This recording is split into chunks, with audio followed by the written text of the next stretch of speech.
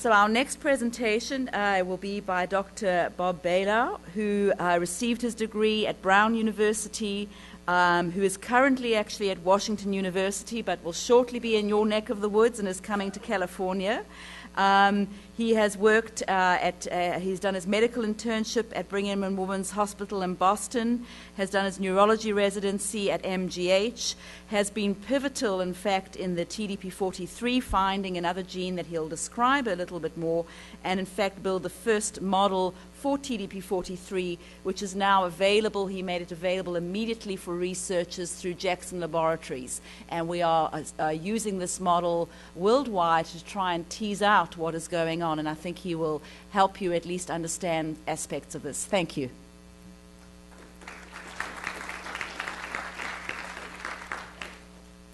Thank you very much, Lucy. And indeed, I guess my slide.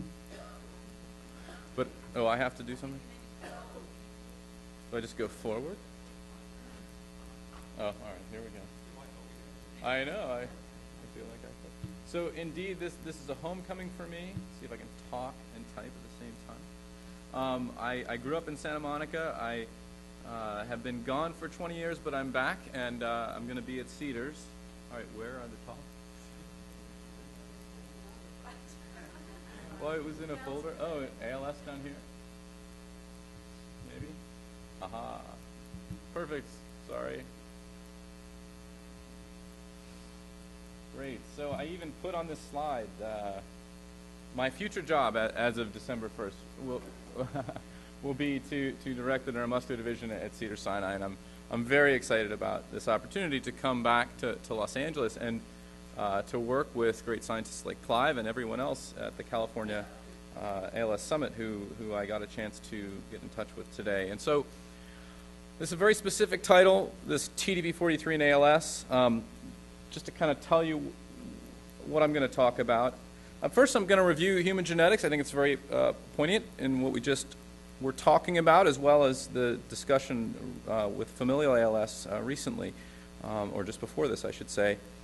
And then sort of focus in on one of the particular discoveries as a central player. This is not necessarily the central player, but this is an important gene in ALS. And then sort of talk about how we used that insight, and this is what Lucy was getting at. What does the discovery of these genes mean to us, and how do we turn that into tools that can develop treatments? That's really the question that I'm going to try and get at. So genetics of ALS, and this was pointed out, of course, this is the minority of the cases of ALS where it runs in the family in a determinable pattern. And I'm very often asked, why is it that you focus so much on these rare cases? But in fact, this is really important because these genes that we discover are telling us each of the parts of the cell that are going wrong in ALS. And furthermore, they may either themselves or proteins or parts of the cell they work in may be targeted by drugs. So these are a way to get very quickly to using models and to developing drugs. And it's highly likely, and this is the case in the ubiquitin discovery as well as TDP43, that the same pathways that are going on in the 10% of familial cases are going wrong in the rest of the cases as well. We don't know what's setting them off, but it's likely through the same pathways which the disease takes place. So it's very important to study these, even though they are not the most common form of ALS. These are the ones that are there now. You've heard about them. This actually is about probably 50% of familial ALS in the United States at this point. And the only emphasis I'd like to make there is we still have 50% of genes to discover, and it's very important to discover these genes. So we owe all of these discoveries to patients who've been willing to take part in this research, and we need to continue doing that. I encourage you all to go to your clinics, ask if you can be involved in DNA registries, DNA research, because we have a long way to go still. So this is what we're trying to put together. So we have patients. These are different types of neuromuscular patients shown here, Duchenne dystrophy and Charcot-Marie-Tooth disease. But the point being, we can look over the family structure. We can use that to discover the disease gene, like ubiquitin-2, like TDP43. Once we know that, we can start to model this. We can put it into cells Or as you heard, we can take cells from these patients and jump directly over there, like Clive was talking about, which is also a great reason, as he pointed out, to be involved in research. And you can donate your skin for that if you wish. We can make animal models and use these to do drug screening. There really is a big arrow between here. That is going back through there. I simplified it. But we can identify drugs that alter these and then try and go back to patients. That's the goal. Excuse me, Dr. Baloh. We need you to speak into the mic. I'm sorry. You may have noticed I talk very loud. We will provide you some technical support. I have learned to step away from the microphone. Thank you. Hello. Okay. Great. Now I can't use my hands so much. This is a patient who I first saw in 2006 in the upper left, who's in a family who has ALS. And this will be an example of trying to go at least all the way around that circle in a relatively short amount of time. This patient's father and uncle were seen in our clinic years ago, and so we knew he had familial ALS. And I was told that his aunt had cervical spinal disease and was in a nursing home. And in fact, she had ALS. We actually went out to the nursing home and found her and examined her. And this just shows them. And as you've heard, we can sort of study the family structure with the new advances in genetic technology. We can sequence many, many genes very quickly. And this was a case where one of the families that was found that had TDP43 mutations. This is just one of those genes. So, we had been following this family actually in the clinic for many years. I first met them. We found the gene mutation in this gene. And then, of course, one of the things you want to do with this, I mentioned, is make models of this. So how do you do this? So you can take the gene sequence and put it on what's called a plasmid, and then you can squirt it into eggs. Oh, I thought it was supposed to go in there. All right, great. Sorry, it would go into there. And then you can make mice, and the mice will actually have that gene integrated into their genome. So they'll express this. Let's see. And this is the part that what happens when you put mouse and you want a picture on the internet, you find this, which is really cool. Apparently mice in India during the rainy season will land onto these frogs, and that's actually what this is a picture of. So that's not necessarily what happens next, actually. But when you make your talk with the internet, this is the kind of stuff you get, right? So they become very creative. So so in fact, what we found was that this putting in this disease gene causes a neurodegenerative disease that has characteristics of ALS. And so I took the movies out because we're short in time, but this is a normal mouse. This is a mouse that carries this gene, and this is a survival curve. So the mice that don't have the gene, the litter mates of this mouse, did fine, and the mice that were carrying the gene died, and it was on average in this case of about 130 days, about 5 months. We're learning more about that as time goes on. So what happened? And I'll show you some pathology. So this was the brain of these mice, and this is layer 5 of the cortex, which is where the upper motor neurons live, right here, and they're coming down to the lower motor neurons, and what we found is that they're filled with misfolded proteins, aggregates of proteins, which you've heard a lot about, and there are some pictures of those on the other side, these hunks of protein. And that's what I'm pointing out here. What these correspond to is the upper motor neurons of ALS, as you all understand very well. And this is the spinal cord of these mice. Of course, amyotrophic lateral sclerosis. Amyotrophic, the muscles are shrinking. Lateral sclerosis is referring to the lateral portions, the outside portions of the spinal cord, that actually sclerose, meaning harden, but that it's because the axons coming down are degenerating. And that's what this picture shows on the right in that mouse. And so, additionally, these are the lower motor neurons, the ones that go from the spinal cord to the muscles, that when they're damaged, the muscles shrink and cause the amyotrophy component, and those are damaged as well, and these degenerate. So, and we did EMGs. I think many of you are familiar with EMGs. We did EMGs on these mice, and they have the characteristic features that we're looking for in ALS patients. So they have abnormalities in the lower motor neurons. And so we were able to take this genetic observation and then put it into a mouse model and recapitulate aspects of the disease. So we haven't gone full circle on that. I'll talk about it. But we were discussing, new genes that were found. The only point I want to make here, and I'll go through this quickly because it doesn't matter which side they're in, is that the more genes we find, the less confusing it is. I think a lot of times people think, well, we've already found 5 genes. Why do you need to find the next 10? And the reason is they all start to come together into a pathway, and it focuses our thinking. And in fact, when we only had SOD1, we were looking at lots of different things going wrong in the cell, and we really weren't sure where to focus our attention. But as we found each of these new ones, because families were willing to do this research, we've actually focused in on 2 really important categories, which were some of the discussions today that many scientists are working on. How do we improve protein aggregation, all those things you saw in the cells in this animal model, as well as RNA metabolism, a bit more mysterious, but this one that Lucy was talking about is extremely important. And she's pointed this out. We've already gone through our familial ALS patients as well as our sporadics, and indeed, in our clinics and John Rabbit's clinics, this is 25 to 30% of all of our familial ALS, much more common than SOD1. So we're learning these, but they're converging because it's likely that that gene is involved with the same things as TDP43 and FUS. And it's likely that ubiquitin-2 and VCP relates to these other genes. And so it really, it doesn't just give more information. It really focuses our efforts, and that's important. So just to summarize, it's important to study families, of course, to find these genes. We can model the disease. And yes, this was only the second model. There will be many other models. There may be better models than my model. I'm totally happy with that. As Lucy knows, we got it out to people's hands to try and use it, to understand it, as well as to test ways to intervene upon it.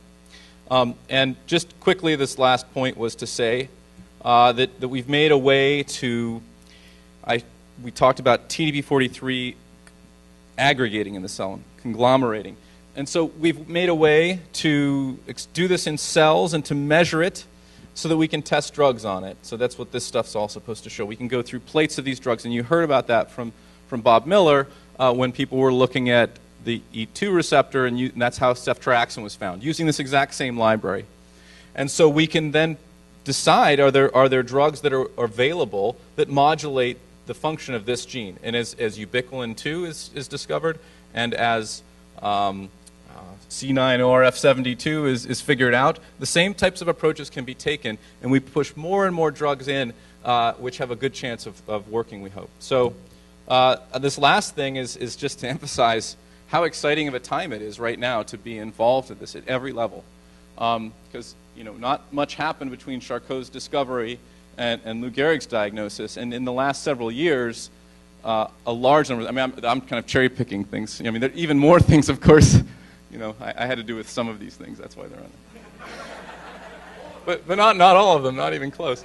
So this is the time we're in, and it's absolutely exciting. I think from a scientist's perspective and from a clinician's perspective that we're on the verge of a lot of important discoveries. So with that, I'll end. Thanks.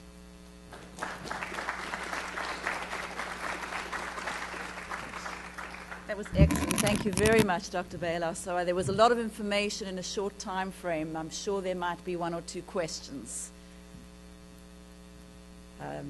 One more. Oh, we need this mic. Sorry. No,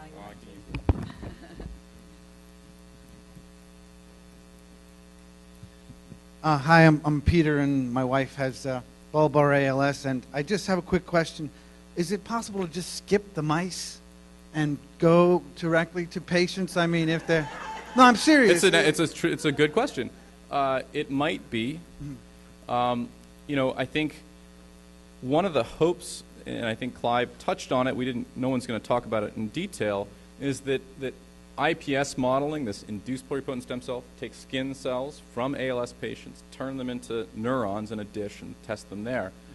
I think we have to test things somewhere. We have to come from somewhere. So no, I don't think any of us feel that mice are a barrier and everything has to funnel through there. But we do have to test our ideas. We have to come from somewhere, and we have to test them on something.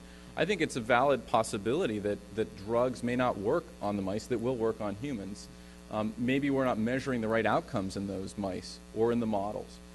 So I think we have that same feeling. It's a common sense that the mice are sort of a barrier or blocking things, or that they're a bad predictor, right? Things are working in the mice that aren't working in patients. You know, it doesn't mean you should skip all mice. I think we need to make more models, and we need to understand them better, and we need to have alternative paths.